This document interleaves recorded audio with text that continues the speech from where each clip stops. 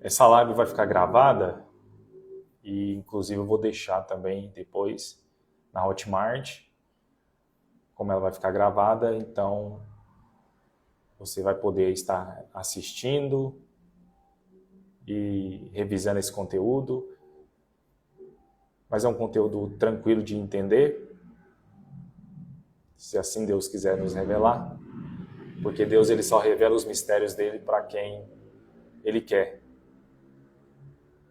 E se você agrada a Deus, Deus vai te revelar muitos mistérios hoje.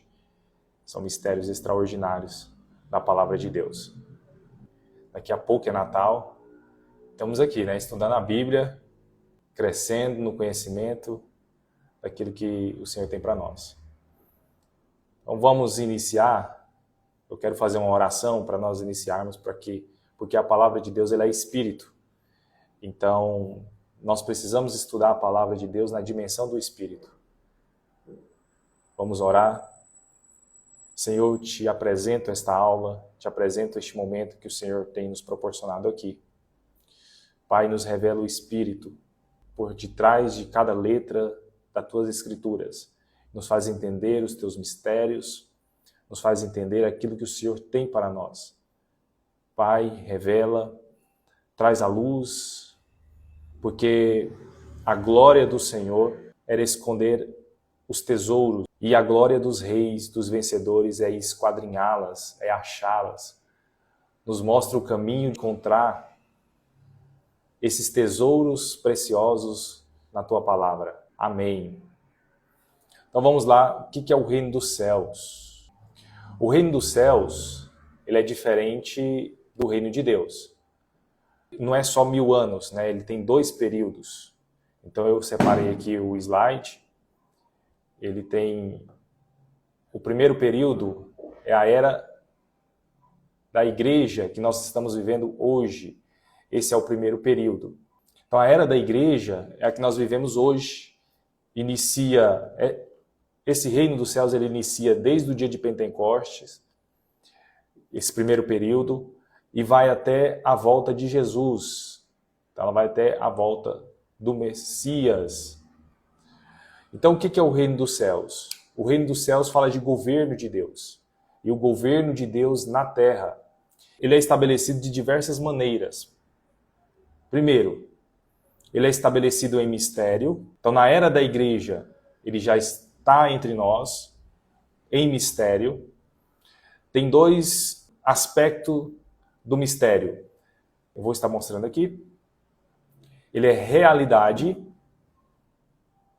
e aparência. É a era da igreja, nós vivemos hoje o reino dos céus como realidade, e também existe outro aspecto do reino de Deus na era da igreja, que é a aparência. Essa realidade é o governo de Deus na minha vida. Quando Deus governa a minha vida, o reino dos céus já está em mim, porque o governo de Deus está dentro de mim, através do Espírito Santo que me dá ordens e eu obedeço às ordens do Espírito Santo, nego as minhas vontades. Se Deus governa a minha vida, o reino de Deus é uma realidade na minha vida.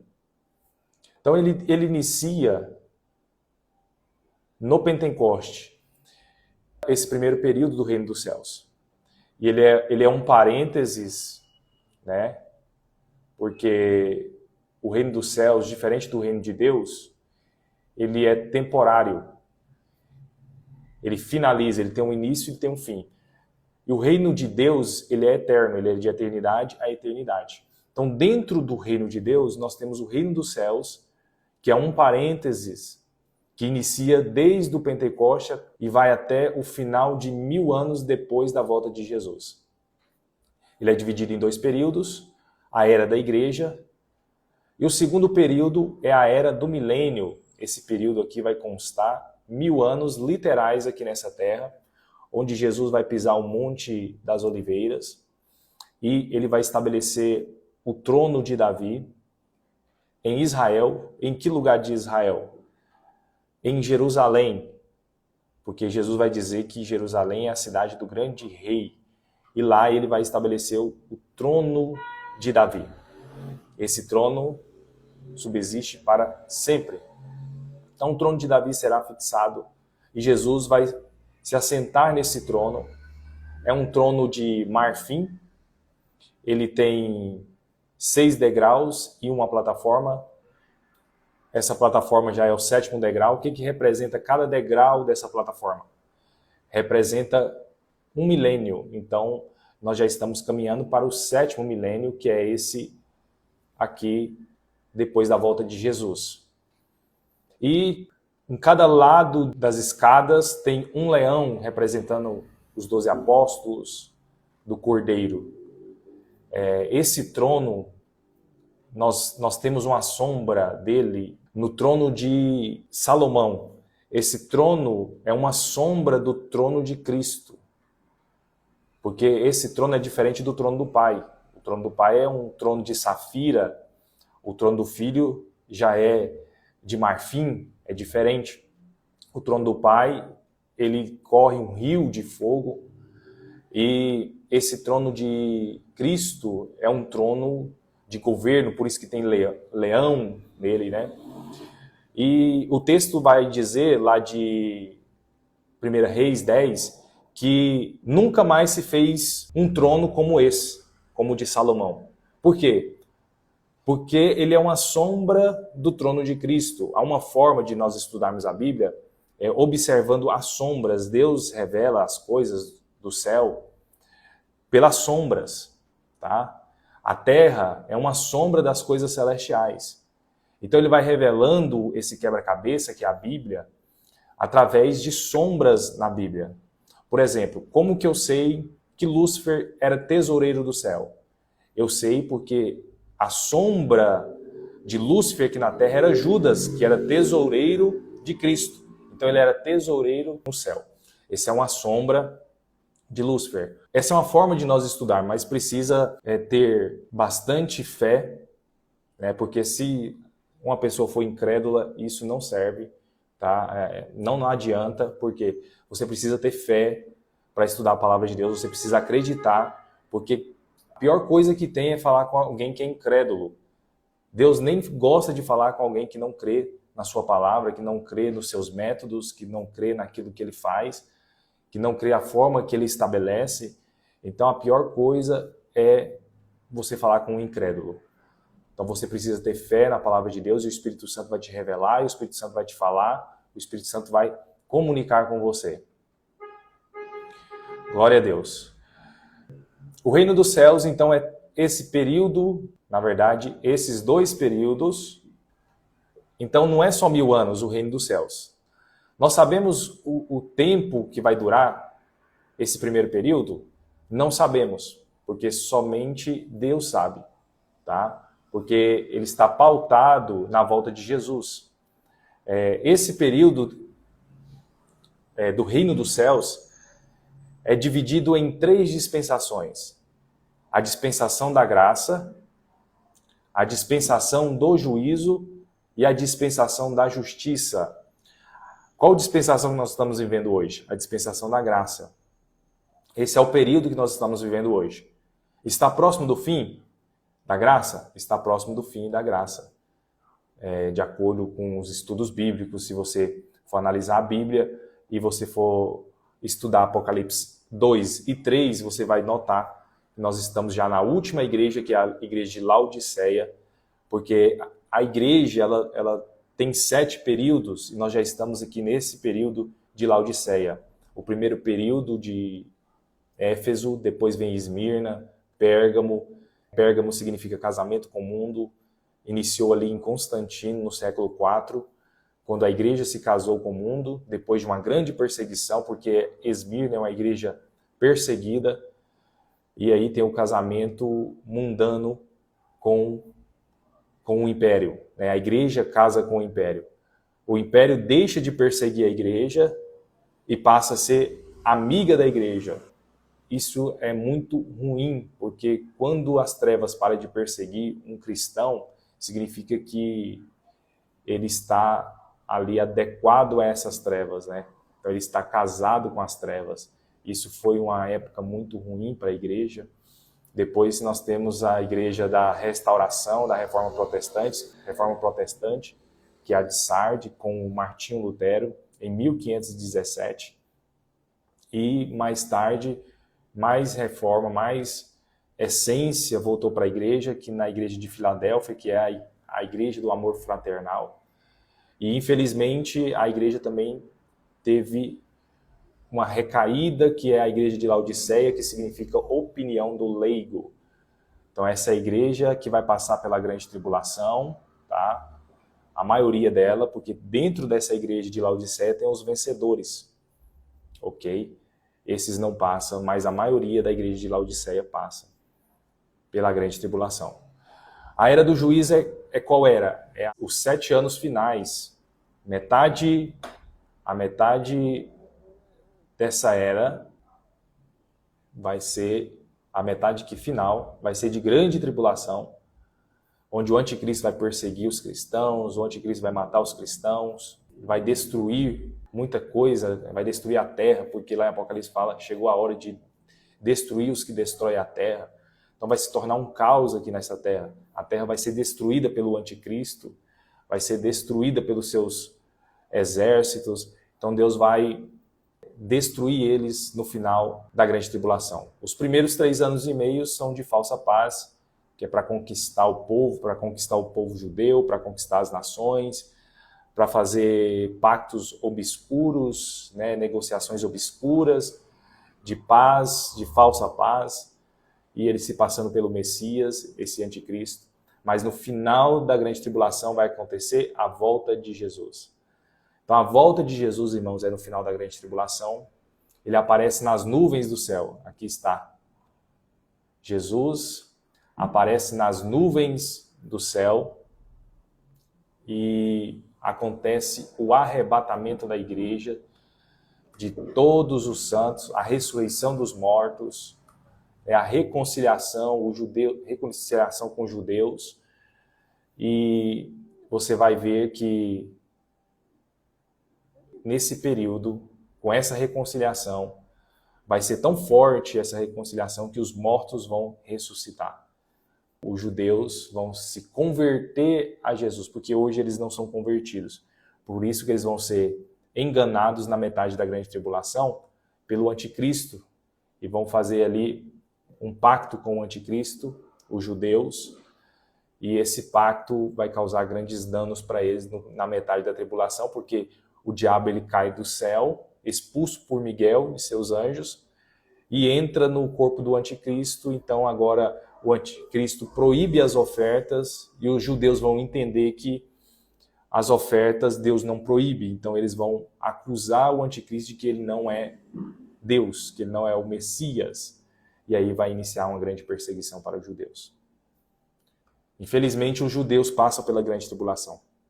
Infelizmente. Não só os judeus, mas também grande maioria da igreja também passa, porque ainda não está qualificada para o rapto dos vencedores, que é no início aqui do juízo, né? Então vai acontecer um rapto aqui dos vencedores, daqueles que foram salvos por completo. Soteria, salvo no espírito, na alma e no corpo. Tem alguns cristãos dentro da igreja que ele é só sozo. O que é sozo? Salvo no espírito, mas ele não foi salvo na alma e nem no corpo. Então eles vão precisar passar pela grande tribulação para ser salvo na alma. E isso se estiver vivo, porque os que morrem aqui, na graça, fica para o milênio para serem disciplinados. Então, depois que Jesus coloca seu trono, inicia então a era da justiça, né? A dispensação da justiça, a era do milênio e a dispensação da justiça. Vai ter justiça de Cristo e os seus governantes, os seus reis. Cristo vai estabelecer os seus reis sobre toda a terra, os seus inimigos. Eu quero mostrar para vocês em Hebreus 1, vou colocar aqui para nós estarmos lendo Hebreus.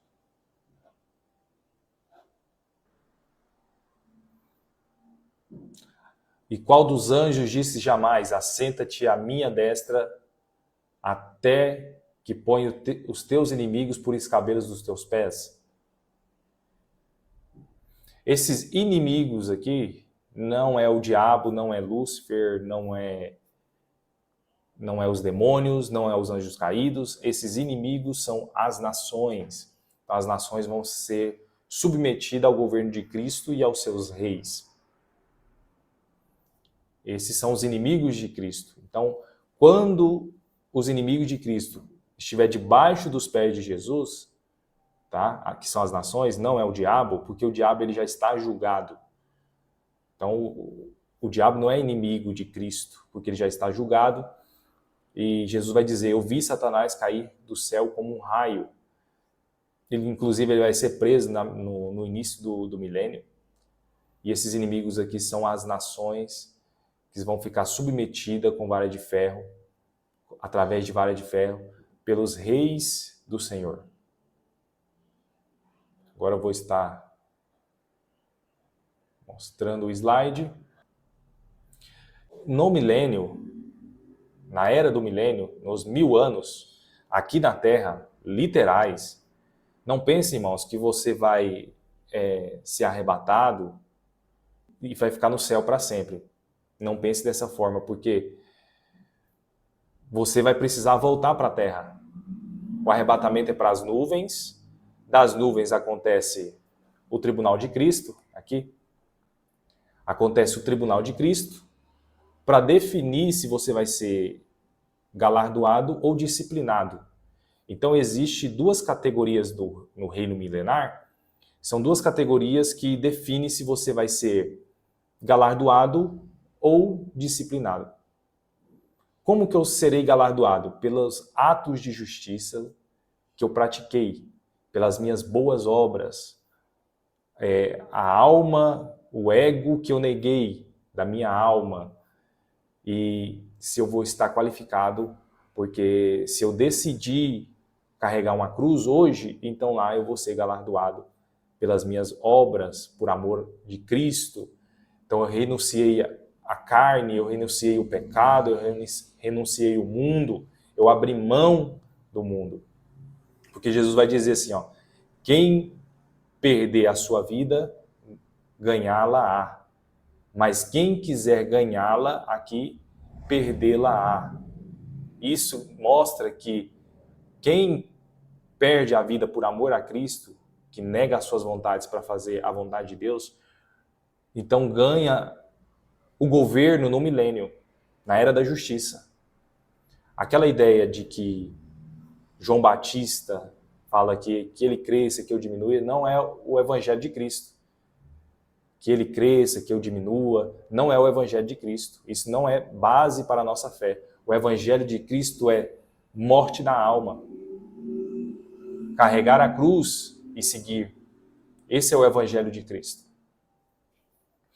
E alguns cristãos que não abriram mão da sua vida, eles são carnais, são meninos na fé, são derrotados para a mentira, são derrotados para a avareza, são derrotados para o engano, são derrotados para as obras da carne. Esses não têm por que ser galardoados. O que é galardão? Recompensa. Esses não serão recompensados. Eles serão disciplinados. Receberão açoites, serão presos, serão lançados também no gênero de fogo, para serem disciplinados por um período de até 1000 anos, dependendo da gravidade que fez na Terra. Então vai ter cristãos que vão ser disciplinados e vão ter cristãos que vão ser galardoados. Quem são esses cristãos que vão ser galardoados? São os vencedores. Então a igreja no milênio tem duas categorias. Tem os vencedores, que venceram por amor de Cristo. Como ele venceu, como Cristo venceu, é o dever de todos nós vencermos. Mas, infelizmente, existem cristãos que não vencem, são derrotados por todo tipo de obra da carne. Então, eles serão o quê? Disciplinados por um período de até 1000 anos. Depende da gravidade. que ele fez, né? Se eu vencer, eu serei galardoado. Amém, irmãos? Glória a Deus. Hoje está mostrando um texto de Apocalipse.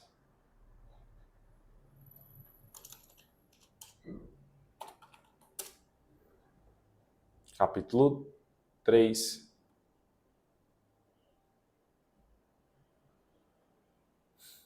Veja,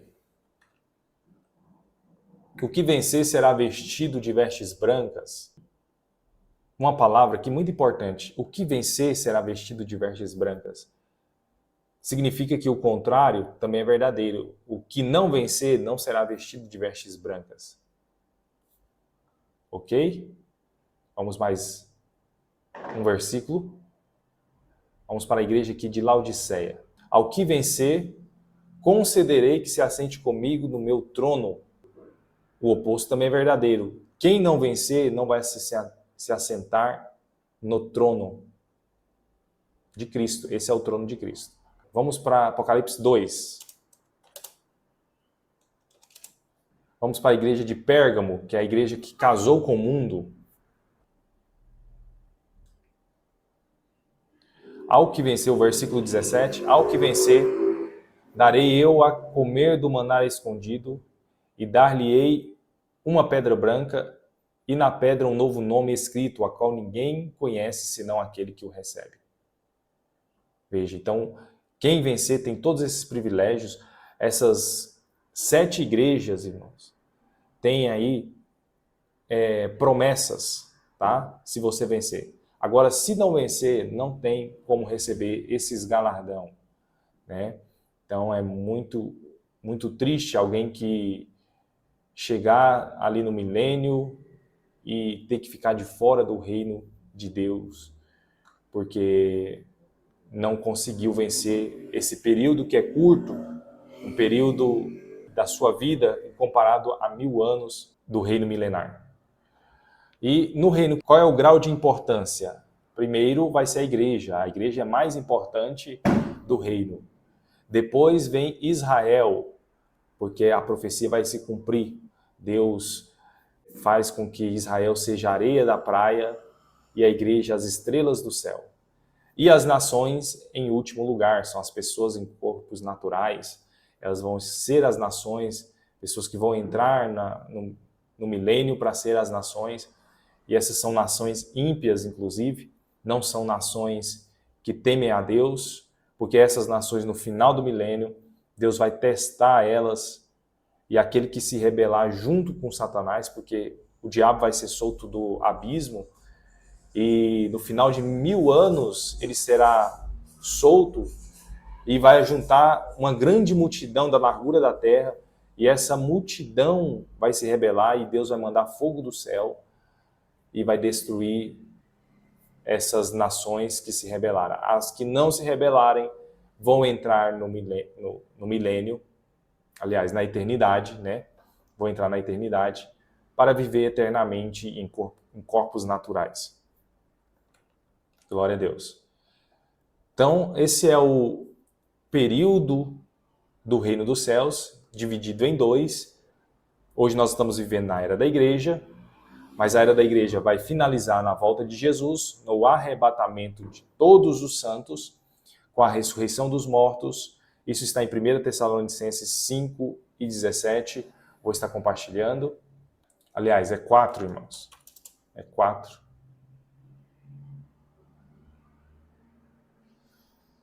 E 16. Porque o mesmo Senhor descerá do céu com alarido e com voz de arcanjo e com a trombeta de Deus. E os que morrerem em Cristo ressuscitarão primeiro.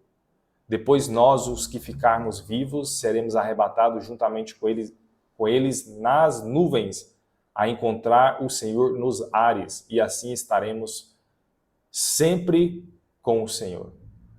Veja que esse é o último arrebatamento, que é na volta de Jesus, já próximo dele pisar no Monte das Oliveiras, lá em Israel.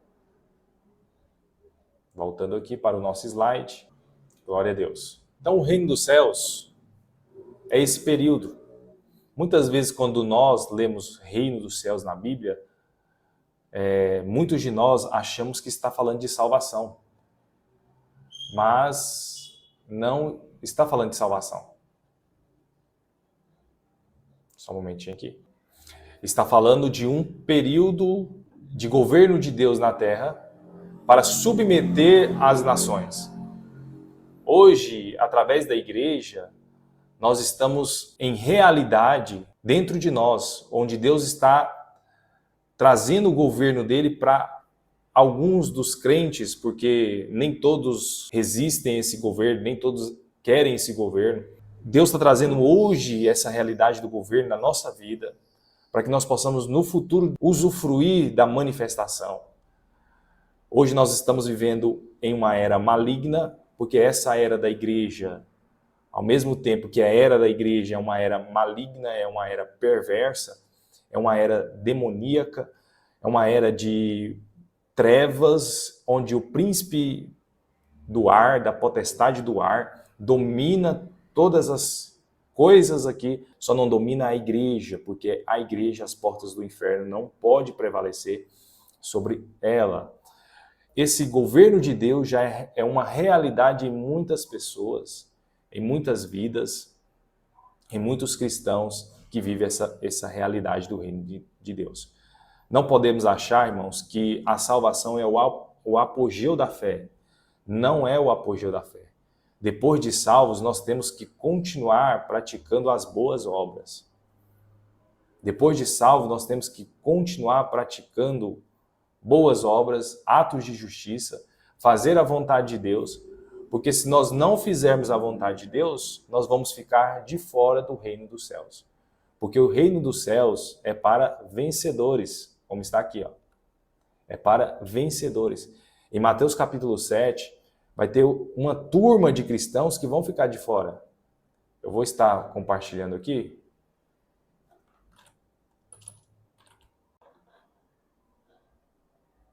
Mateus capítulo 7, verso 22.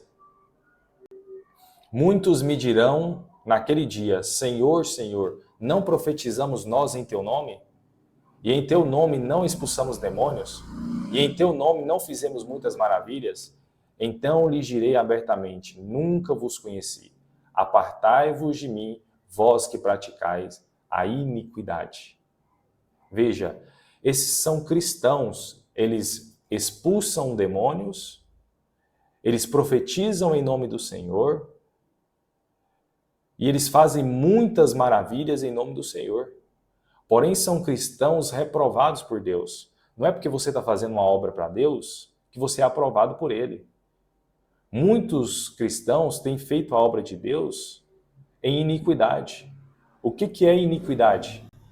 É fazer a obra de Deus sem Deus puder me acompanhar.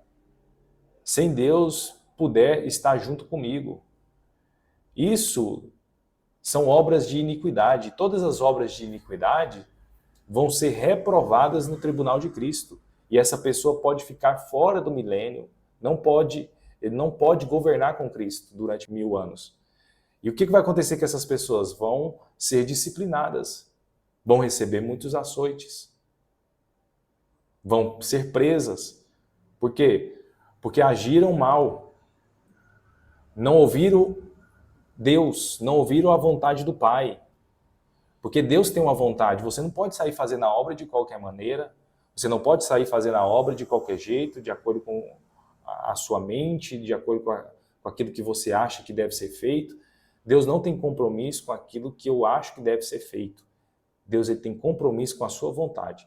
Se você estiver debaixo da vontade, você vai ser galardoado. Se você estiver fora da vontade de Deus, mesmo fazendo coisas boas, mesmo fazendo a obra de Deus, você vai ser disciplinado. Porque eu posso estar fazendo a obra de Deus em iniquidade. Estou fazendo coisas boas, mas se eu estiver fazendo em iniquidade, eu serei ali disciplinado por Deus. Olha o verso 23, que forte. Então lhes direi abertamente, nunca vos conheci. Apartai-vos de mim, vós que praticais a iniquidade. Tem gente que está em iniquidade. Por quê? Porque Deus não chamou ela para uma determinada área e ela está ali. Deus falou para ela estar em uma determinada congregação e ela não está. Então Deus não está com ela, não está acompanhando ela. Amém? Mateus capítulo 5, Mateus capítulo 6, Mateus capítulo 7, fala do reino dos céus. Não está falando de salvação. Porque essas pessoas aqui, elas são claramente salvas. Tá? Veja, elas dizem Senhor, confessam, né? Então são salvas, profetizam, expulsam demônios, mas elas não fazem a vontade do Pai. Veja aqui. Não fazem a vontade do Pai. Porque nem todos que diz Senhor, Senhor, entrará no reino dos céus. Então, no reino não é para todo mundo. Isso eu estou falando dentro do contexto da igreja. Porque o ímpio de forma nenhuma vai reinar. Mas eu estou falando dentro do contexto da igreja. Deixa eu compartilhar. Dentro do contexto da igreja, existem vencedores e existem derrotados. Durante 1000 anos, um derrotado vai ficar fora do reino, nas trevas exteriores. O que é as trevas exteriores? Nas nações. Eles vão ficar pelas nações, sendo julgados por Deus e pelos vencedores com vara de ferro. Eles vão estar junto com as nações ímpias, porque tudo aquilo que é longe de Deus são trevas exteriores. Porque as nações estão longe da luz de Deus. Elas estão nas trevas. Parte da igreja vai estar junto aqui com as nações. E outras, essas são as que vão ficar fora, né, do reino. E outras vão estar em algum lugar sendo disciplinadas por anjos, porque são os anjos que vão disciplinar, que vão açoitar os cristãos derrotados. Tá aqui.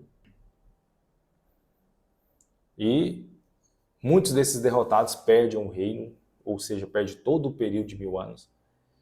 E aí só aqui no final que eles vão entrar para a eternidade, e aí eles já vão estar formados no seu caráter, porque quem começou a boa obra há de terminar até no dia do Senhor Jesus Cristo, que é o milênio. Então o seu caráter já vai estar formado por causa da disciplina, por causa dos açoites que vão receber. Eles vão entrar ali na eternidade com Deus, né? Isso é muito importante nós sabermos. Então não pense que se eu levar uma vida de qualquer maneira, desleixada, não pense que eu não serei disciplinado, porque certamente serei disciplinado. Vou fazer a transição aqui. Senhor, Senhor. Então nem todo o que me diz Senhor, Senhor, entrará no reino dos céus. Aqui não fala de salvação. Tá? Salvação é uma coisa. Salvação não é por obras. Salvação é pela graça. É um dom de Deus, um presente de Deus, que Deus não te tira mais. Diferente do reino dos céus, que é pelas obras de justiça e pelos atos de justiça de um cristão. Então eu sou salvo para as boas obras. Eu não posso fazer boas obras para ser salvo. Nenhuma obra do homem implica na salvação dele. O que implica na salvação do homem é se ele não crer. Então, se ele não crer, ele não é salvo. Mas se ele crer, ele é salvo, independente das suas obras. Independente dos seus delitos, independente das suas boas obras ou independente das suas promessas. Porque a salvação está pautada completamente na obra de Cristo. É a justiça de Deus, tá? Porque em Romanos 1,17 vai dizer que o justo viverá pela fé por causa da justiça de Deus. Vou compartilhar esse versículo. Romanos 1,17. Porque nele se descobre a justiça de Deus. A justiça de Deus é Cristo Jesus. Essa é a justiça de Deus. De fé em fé. Nele Essa palavra aqui nele está se referindo ao quê? Nas Escrituras Sagradas. Porque não me envergonho do Evangelho de Cristo, as boas novas de Cristo, pois é poder de Deus para a salvação de todo aquele que crê. Isso é graça. Crer, fé, vem de Deus. Fé não é obra. Primeiro do judeu, também do judeu grego, também do gentil, porque nele se descobre a justiça de Deus de fé em fé, como está escrito, mas o justo viverá pela fé. Você vive pela fé, não precisa ficar se martirizando, se culpando todos os dias, porque você está pautado na justiça de Deus. São tantas culpas, são tantas acusações que vêm dentro de nós, na nossa mente. O diabo nos ataca de tantas maneiras, de tantas formas, mas você deve lembrar dessa palavra. Eu vivo pela fé no Filho de Deus, na justiça de Deus, que cumpriu todas as coisas em meu favor, toda a obra e toda a exigência de Deus em meu favor. Essa é a justiça de Deus. Glória a Deus. A graça de Deus é muito grande, irmãos. Então, se é pela graça, não pode ser por obras. Quero compartilhar aqui em Efésios. Efésios 2, 8. Porque pela graça sois salvos por meio da fé. Isso não vem de vós, é da justiça de Deus. Olha aqui, é dom de Deus. Porque a justiça de Deus é um dom de Deus. É o dom de Deus. Quem é o dom de Deus? O Filho do homem. Esse é o dom de Deus, é um presente. E quando Deus dá um presente para você, Ele não toma. Não tem como Ele tomar um presente. Veja, não vem das obras para que ninguém se glorie. Passando aqui. Não vem das obras para que ninguém se glorie. Porque somos feituras sua, criados em Cristo Jesus para as boas obras. Então, depois que eu sou salvo, agora eu estou apto para as boas obras, porque antes de ser salvo, todas as minhas obras se tornaram obras mortas e não são contadas, mesmo sendo boas. Só estou apto para as boas obras depois que eu sou uma nova criatura, sou uma nova pessoa, eu sou um novo homem em Cristo Jesus. Quem está pegando? Glória a Deus. Pela graça sois salvos por meio da fé. É dom de Deus, é um presente de Deus, não depende de nós. Isso é uma graça de Deus para as nossas vidas. É uma diferença tão grande, irmãos. O reino dos céus para com a salvação. Eu quero mostrar outro versículo aqui.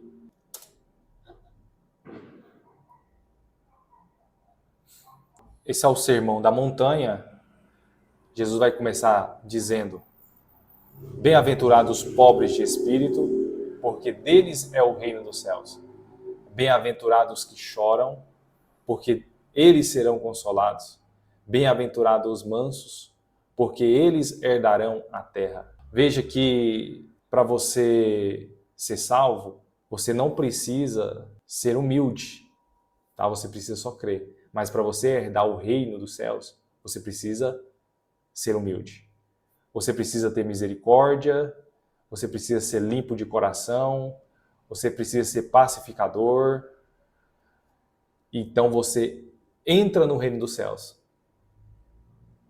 Bem-aventurados que sofrem perseguição. Para você ser salvo, você não precisa ser perseguido.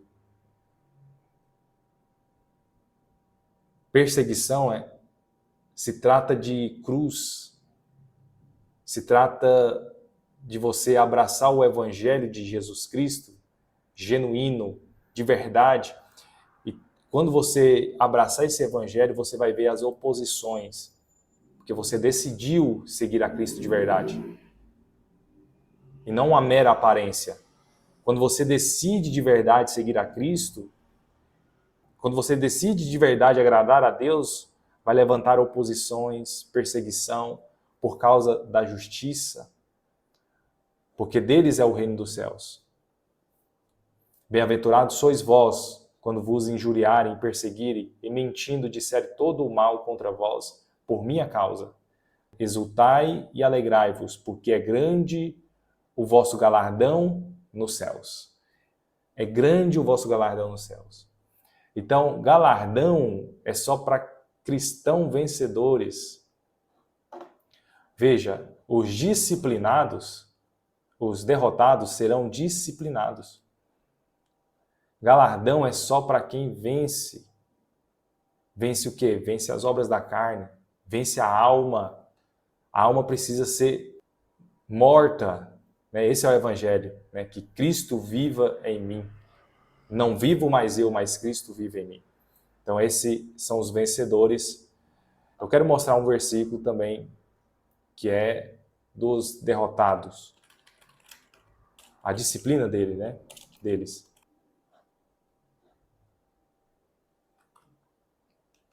E o servo que soube a vontade do seu Senhor e não se aprontou, nem fez conforme a sua vontade, será castigado com muitos açoites. Então vai existir cristãos na era do reino que serão castigados com muitos açoites. Mas o que não soube e fez coisas dignas de açoites, com poucos açoites será castigado. Quem não soube a vontade do Senhor, foi ignorante, não buscou conhecimento, então ele será castigado com poucos açoites, mas não deixará de ser castigado. E qualquer que muito for dado, muito se lhe pedirá. E ao que muito se lhe confiou, muito mais se lhe pedirá. Quanto mais você recebe de Deus, mais Deus vai exigir de você no tribunal de Cristo. Porque todos nós, irmãos, vamos ter que comparecer diante do tribunal de Cristo para entrar na era do reino, para entrar na era do milênio. Essa era, essa segunda parte aqui do reino dos céus, nós precisamos comparecer diante do tribunal de Cristo para que nós possamos participar. Nesse tribunal vai ser decidido se eu vou reinar ou não. Porque eu posso perder o reino se eu não vigiar. E se eu deixar de matar o meu ego, se eu deixar de fazer a vontade de Deus e começar a fazer obras de iniquidade, que são obras que Deus não pode me acompanhar. Vamos ver outro versículo aqui que fala de prisão.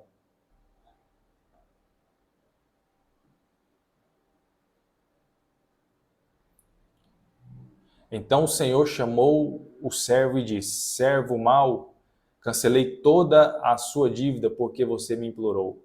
Você não deveria ter tido misericórdia do teu conservo, como eu tive de você? Irado, seu senhor entregou aos torturadores até que pagasse tudo o que devia. Esse aqui está sendo torturados pelos verdugos porque não teve misericórdia de outros. Assim como Deus teve misericórdia dele, ele deveria ter misericórdia dos outros. E ele não teve misericórdia. E da mesma forma que nós tratamos o próximo aqui na terra, nós seremos tratados por Deus no tribunal de Cristo. Da mesma forma, nós seremos tratados por Deus. Vou mostrar outro versículo? Segunda carta de Paulo aos Coríntios 5.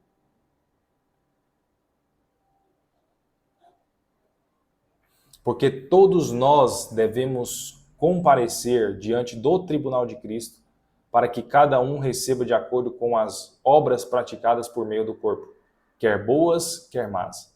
Então veja, cada um de nós vamos comparecer diante do tribunal de Cristo para receber de acordo com as obras praticadas por meio do corpo, boas ou más. Se for obras más, sofreremos detrimento. Se for obras boas, seremos galardoados. Esse é o milênio. É uma dispensação da justiça de Deus. Não é mais da graça. Então a graça finalizou. Vejamos. Aqui, ó. Estamos na era da graça. Entrará a era do juízo, que são os 7 anos finais.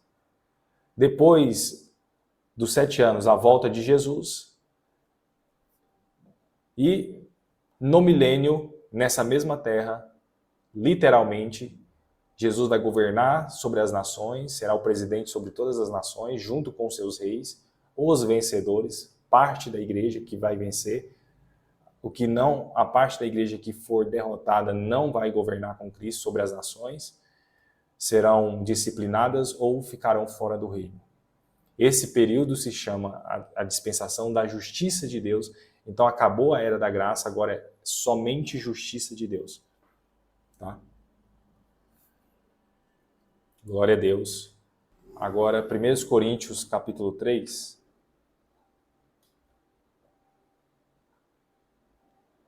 13. A obra de cada um se manifestará. Na verdade, o dia declarará. Porque pelo fogo será descoberta, e o fogo provará qual seja a obra de cada um. Se a obra que alguém edificou nessa parte permanecer, esse receberá galardão. Então, cada um de nós temos obras. Essas obras podem ser de ouro, de prata ou de pedras preciosas. Ou podem ser de feno, palha, né? E essas obras de feno e palha, elas não resistem ao fogo, porque no tribunal de Cristo, todas as nossas obras vai passar pelo fogo. Veja o verso 15. Se a obra de alguém se queimar, sofrerá detrimento. Então, esse sofrerá detrimento. Ou seja, disciplina, punição, dano. Mas o tal será salvo, todavia, pelo fogo. Veja que a sua salvação está garantida. Agora, o reino não está garantido. O reino dos céus não está garantido. Paulo diz que ele mesmo poderia ser reprovado. Ele ensinando a muitos, ele poderia ser reprovado. Imagina se eu ensino você a conquistar o reino e eu ser reprovado, porque vai ser público. Você vai me ver, eu vou te ver, todos vão ver um ao outro no tribunal de Cristo. Mas a sua salvação está o quê? Garantida. Tá? Não sabeis vós que sois templo de Deus? Que já entra outro assunto. Esse é o reino dos céus, tá, irmãos? Não se trata de salvação, se trata do governo de Deus aqui nessa terra. A oração do Pai Nosso é: venha o teu reino, seja feita a tua vontade. Se a vontade de Deus está sendo feita aqui na terra, então o reino de Deus já é uma realidade em mim. Seja feita a tua vontade. Então o reino de Deus, esse primeiro período, já é uma realidade em mim. E quando ele se manifestar, será um reino visível, eu poderei fazer parte do reino se eu vencer. Por que fala reino dos céus? Porque é os céus que estão governando a terra. E a vontade de Deus está sendo estabelecida. Onde não há vontade de Deus, não há reino dos céus. Só há reino dos céus onde tem a vontade de Deus. Na terra, a vontade de Deus não é feita em todos os lugares. Inclusive, nem em todos os cristãos é feita a vontade de Deus. Imagine no ímpio, né? Então, a vontade de Deus é feita na vida de alguns poucos dentro da igreja, que são os vencedores, que já estão sendo amadurecidos ou que já estão amadurecidos. Esses já estão prontos para o rapto, porque eles sobem no rapto. Os que não estão amadurecidos, eles ficam na grande tribulação para que possam amadurecer. E então, se eles vencerem na grande tribulação, eles entrarão na era do milênio, que é essa segunda parte aqui do reino de Deus, do reino dos céus. Amém? Então, nós vamos ficar por aqui. Desejo aí vocês um ótimo Natal, em família, né, abençoados. Que o Senhor possa abençoar vocês grandemente. Tem uma pergunta aqui da Thaísa. Como posso saber a vontade de Deus? Como saber a vontade de Deus? Você precisa orar e ler a Bíblia. É só assim que você descobre a vontade de Deus. Quando você começa a ler a Bíblia, você começa a comunicar com Deus, orar, Deus vai começar a te revelar a vontade. É como Maria, assentada aos pés de Jesus, ouvindo a palavra de Jesus. E porque ela ouviu a palavra de Jesus, então ela fez uma oferta precisa, um valor alto, que é a oferta de nardo, e despejou nos pés de Jesus, preparando ele para a sepultura, porque Jesus deu a entender a ela que ele precisava de uma oferta para a sepultura. Então ela fez uma oferta precisa. Então lembre-se da história de Maria, que se assentou aos pés de Jesus, e ela escolheu a melhor parte, ela escolheu a boa parte, e essa parte não será tirada. Quando você decide se assentar aos pés de Jesus, ouvir as palavras de Jesus, onde está a palavra de Jesus? Está na Bíblia. Então nós precisamos ler a Bíblia e orar. É só assim que nós vamos descobrir a vontade de Deus e fazermos aquilo que agrada ao Senhor e não estaremos em iniquidade. Amém. Deus abençoe. Então, vamos aqui estar finalizando. Que o Senhor possa abençoar a sua vida grandemente. Esse é o reino dos céus. Deus abençoe. Se alguém quiser esse banner, pode entrar em contato aqui nos comentários, que eu posso estar enviando para você, tá bom? Deus te abençoe, um ótimo Natal, que o Senhor possa te abençoar grandemente na sua vida, na sua trajetória até aqui, que Ele possa te dar entendimento para que você possa fazer a vontade dEle, para que você não fique de fora do reino dos céus. Você seja um cristão vencedor, uma cristã vencedora, que venha vencer todos os obstáculos, as batalhas espirituais, que são muitas, na vida daquele que faz a vontade de Deus. Porque se está tendo oposição é porque você está agradando a Deus. Deus abençoe. Até mais.